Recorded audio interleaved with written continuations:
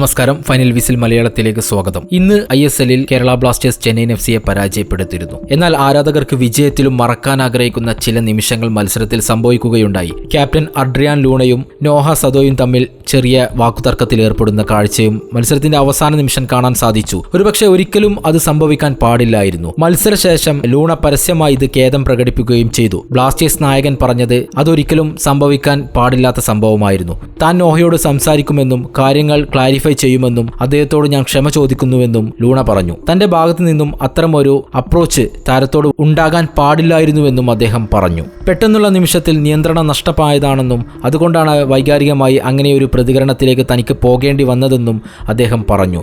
എനിക്ക് പാസ് തരാത്തതിനല്ല താൻ ദേഷ്യപ്പെട്ടത്. ഫ്രീ ആയി ബോക്സിൽ നിൽക്കുന്ന മറ്റൊരു താരം ഉണ്ടായിട്ടും ആ പാസ് അദ്ദേഹത്തിന് നൽകാതിരുന്നതാണ് തന്നെ വേദനിപ്പിച്ചത് എന്നും ലൂണ മത്സരശേഷം പറഞ്ഞു. ഞാൻ അങ്ങനെ പ്രതികരിച്ചത് വലിയ തെറ്റ് തന്നെയാണ്. ഞാൻ ബ്ലാസ്റ്റേഴ്സിന്റെ ക്യാപ്റ്റനാണ്. ഞാൻ ഒരു നല്ല മാതൃക ആകേണ്ട ആളാണെന്നും ലൂണ പറഞ്ഞു. മത്സരത്തിന്റെ അവസാനം ഗോളവസരം നഷ്ടപ്പെടുത്തിയതിനായിരുന്നു ലൂണയും നോഹയും തമ്മിൽ കയ്യാങ്കളിയോട് അടുത്തത്. എന്തായാലും ഈ ഒരു പ്രശ്നം ഉടൻ തന്നെ ഇരു താരങ്ങളും ഒത്തുതീർക്കുമെന്നും വരും മത്സരങ്ങളിൽ ഇത് ബ്ലാസ്റ്റേഴ്സിനെ ബാധിക്കില്ല എന്നും അവർ ഉറപ്പു നൽകുന്നുണ്ട്. എന്തായാലും ബ്ലാസ്റ്റേഴ്സ് മത്സരത്തിൽ 3-1 ചെന്നൈയിൻ FCയെ പരാജയപ്പെടുത്തിയിരുന്നു. ഇതോടെ പോയിന്റ് ടേബിളിൽ 8ാം സ്ഥാനത്ത് തന്നെയാണ് നിലവിൽ ബ്ലാസ്റ്റേഴ്സ് തുടരുന്നത്. ഇനി പ്ലേ ഓഫിലേക്ക് എത്താനുള്ള സാധ്യത ബ്ലാസ്റ്റേഴ്സ് നിലനിർത്തിയിട്ടുമുണ്ട്. ചെന്നൈയിൻ പ്ലേ ഓഫിലെത്താതെ പുറത്തു പോവുകയും ചെയ്തിട്ടുണ്ട്. കൂടുതൽ ISL വാർത്തകളും വിശേഷങ്ങളും അറിയാൻ ഈ ചാനൽ സബ്സ്ക്രൈബ് ചെയ്യുക. നന്ദി.